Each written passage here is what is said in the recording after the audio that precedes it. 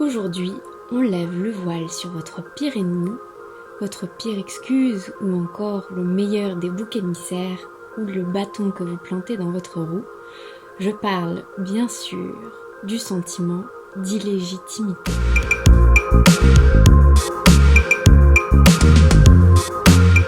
Lorsque je demande aux personnes qui me contactent pour de l'accompagnement à l'écriture, pour de la correction, pour de la relecture, quel a été le frein principal dans leur projet d'écriture, très rapidement et en premier surgit le sentiment d'illégitimité.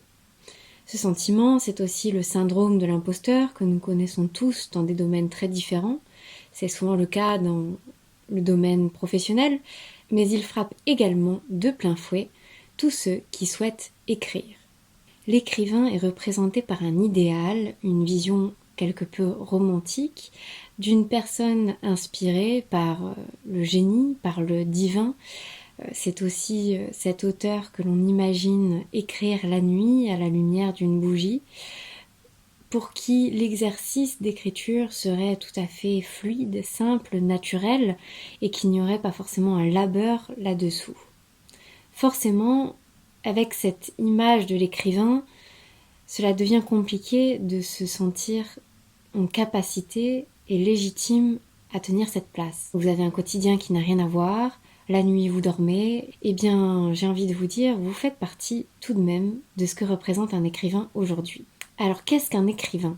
La définition d'un dictionnaire, un écrivain c'est une personne qui écrit des œuvres littéraires ou des ouvrages scientifiques. Dans mes mots, ce serait quelqu'un qui écrirait un message plus ou moins conscient, plus ou moins maîtrisé, à l'adresse d'un lecteur plus ou moins connu ou plus ou moins imaginé. Un écrivain, c'est quelqu'un qui écrit.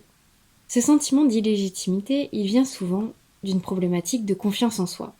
Voilà, très souvent, les personnes qui écrivent et qui font appel à mes services m'expliquent que l'écriture et elles ont toujours fait d'eux.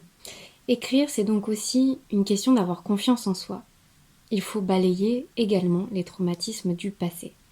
Ce n'est pas parce que vous aviez 0 en dictée, que vous étiez constamment critiqué par vos professeurs, qui n'ont pas su vous encourager, qui vous ont toujours présagé une carrière très loin des lettres, que cela veut dire que vous êtes condamné à y rester bien loin.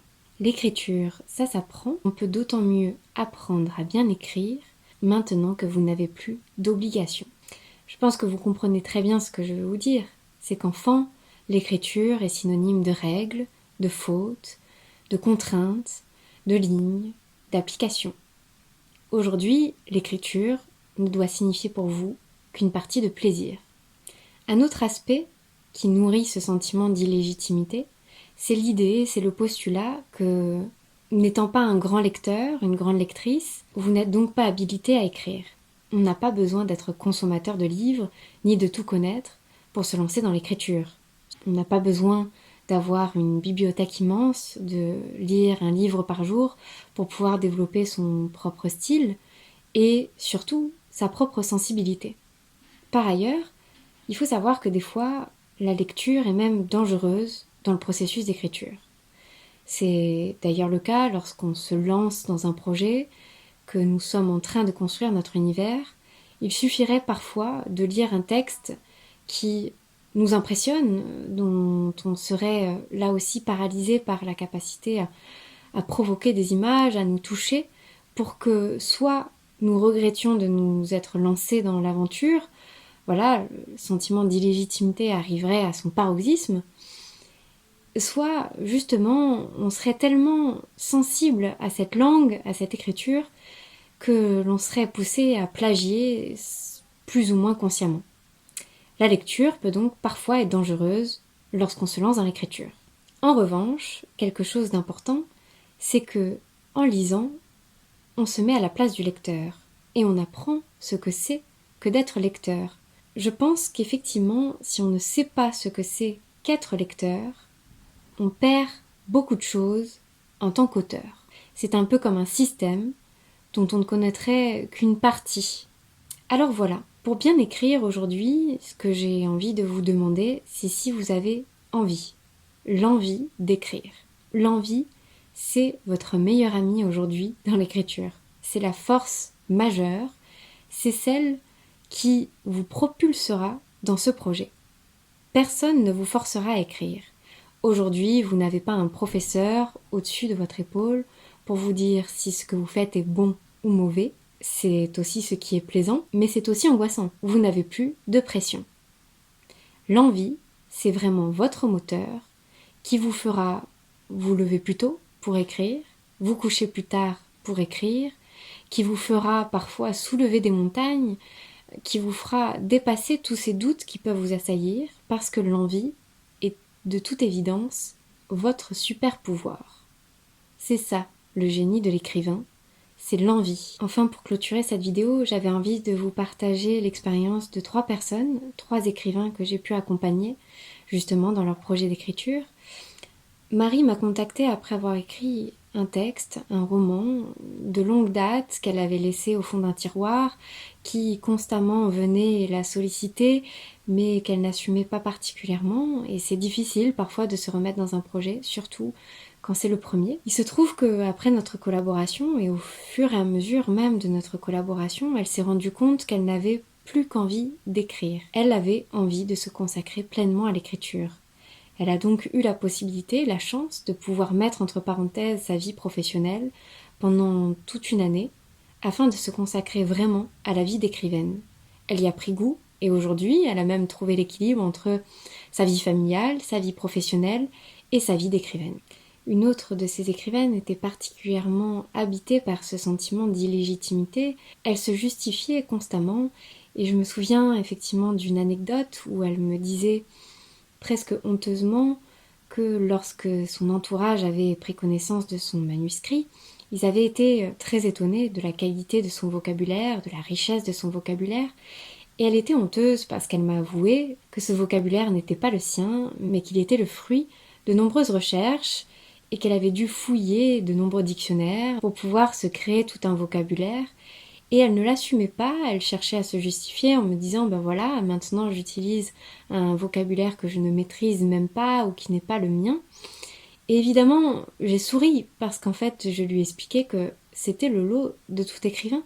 On n'a pas tous un vocabulaire extrêmement développé et ce n'est pas un problème. Les dictionnaires sont des outils et comme il en existe bien d'autres.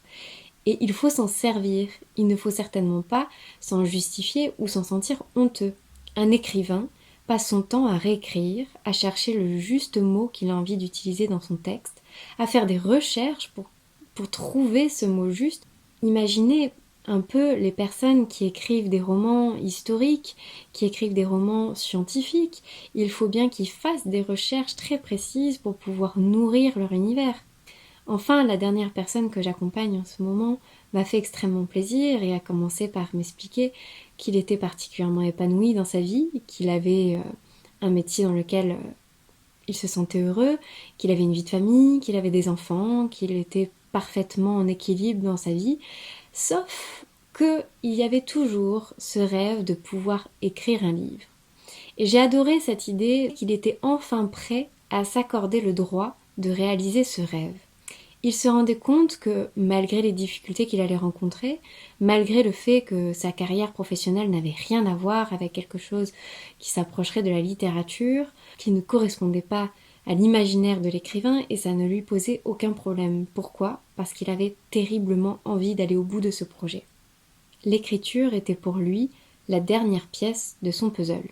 Alors aujourd'hui, lorsque vous doutez, lorsque vous vous demandez si vous êtes capable, si vous êtes légitime de tenir la place de l'écrivain, réfléchissez d'abord à qu'est-ce que c'est qu'un écrivain, si vous n'êtes pas paralysé par un idéal romantique et le mythe de l'écrivain. Demandez-vous ensuite s'il ne s'agirait pas là d'une peur et du manque de confiance en vous, si vous n'êtes pas en train de remettre en question un projet plaisant à cause du fait que, enfant, vous étiez mauvais élève.